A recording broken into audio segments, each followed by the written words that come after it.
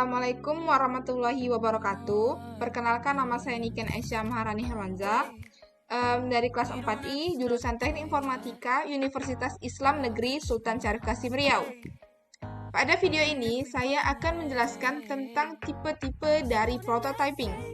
Sebelum kita masuk ke tipe-tipe prototyping, kita harus tahu dulu apa itu prototype. Prototype sendiri suatu proses merancang sebuah model dari suatu sistem. Bisa dikatakan sebagai bentuk awal atau contoh dari standar ukuran untuk suatu objek yang akan kita kerjakan nanti.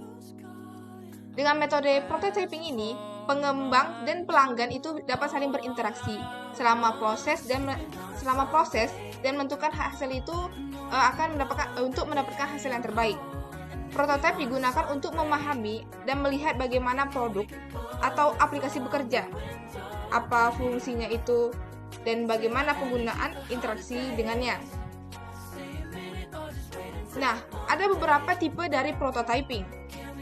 Ada lima tipe. Yang pertama itu ada sketching. Yang kedua ada paper prototypes. Yang ketiga ada low fidelity wireframe. Yang keempat ada HTML prototypes, dan yang kelima ada interactive prototypes. Untuk penjelasannya akan dijelaskan selanjutnya.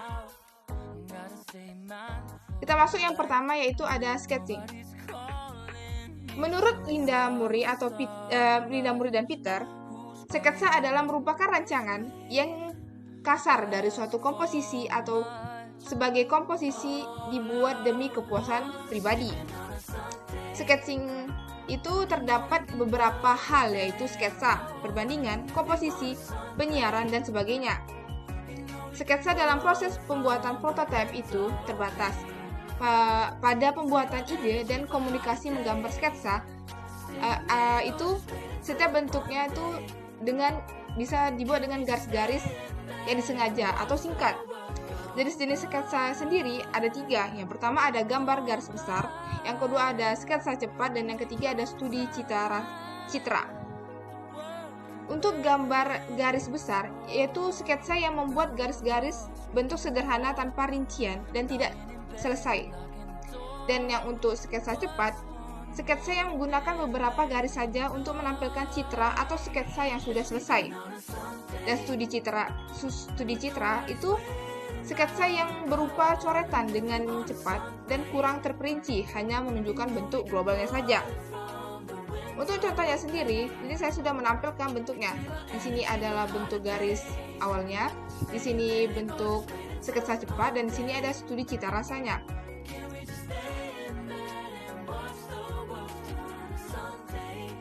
Dan masuk ke tipe yang kedua. Tipe yang kedua itu ada paper prototypes.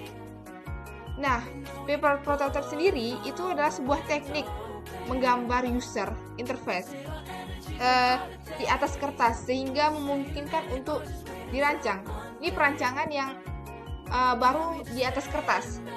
Nah, itu nanti baru disimulasikan dan diuji dengan cepat. Walaupun teknik ini itu sederhana, tapi teknik ini udah digunakan sejak lama. Prototype kertas ini atau paper prototypes itu dapat berupa potongan kertas, sehingga pengguna dapat beralih dan memindahkan elemen UI dengan mudah dan digabungkan dengan catatan tempel. Lalu pengguna dapat mulai menentukan alur aplikasinya. Untuk lebih jelasnya, saya sudah menampilkan sebuah contoh di sini. Di sini berupa tempelan kertas. Ya, di sini ada untuk tampilan awal dasar aplikasinya, di sini untuk memasukkan kayak identitasnya, dan ini nanti masuk ke produknya. Dan di sini baru dalam perancangan tempelan-tempelan kertas. Masuk ke tipe ketiga, yaitu low fidelity wireframe. Yaitu dia bertindak sebagai cetak biru awal dalam halaman web atau layar aplikasi. Dia juga membantu scaffold kepentingan pengguna fokus pada tujuan utama dan fungsi halaman dengan sengaja mengecualikan detail spesifik seperti warna, font, logo, dan ukuran yang tepat. semuanya dapat ditambahkan untuk nanti. Sebaliknya, kerangka gambar menggunakan bentuk dasar, gambar placeholder, dan teks lorem ipsum itu untuk mewakili dalam skala abu-abu rancangan tata letak untuk desain yang akan digunakan. Nah, low fidelity waveform sendiri biasanya itu berkaitan dengan apa yang ada di dalam desain, lebih dari tampilannya atau warna yang akan dipilih. Nah, seperti ini bentuk dari low fidelity waveform tadi. Ini dia contoh bentuknya. Lebih dia itu ke dalam cetak biru awal, berarti yang udah lebih rapi dari yang paper prototype tadi. Lanjut ke HTML prototypes. HTML prototype itu ya prototype yang telah dibangun dan dikembangkan menggunakan HTML yang biasanya ya berbentuk website. Contohnya, nih di sini ada beberapa website HTML yang dibuat dari prototyping gitu sendiri.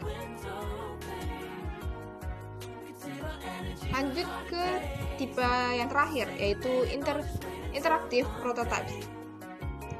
Dengan interactive prototype ini, pengguna dapat melihat fungsinya, kegunaan, dan realisme semua itu menjadi satu.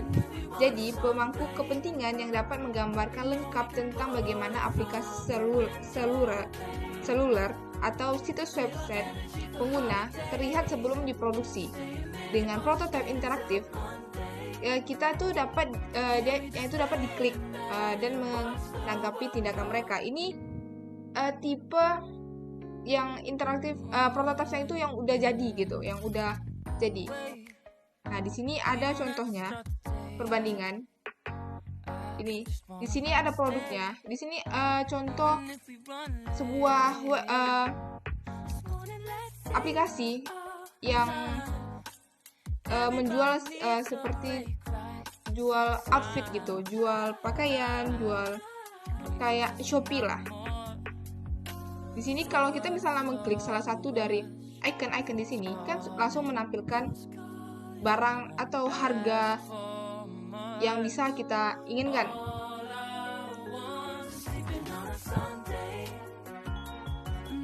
Baiklah, sekian dari tipe-tipe prototype yang sudah saya bilang tadi, dan lebih dan kurang saya mohon maaf.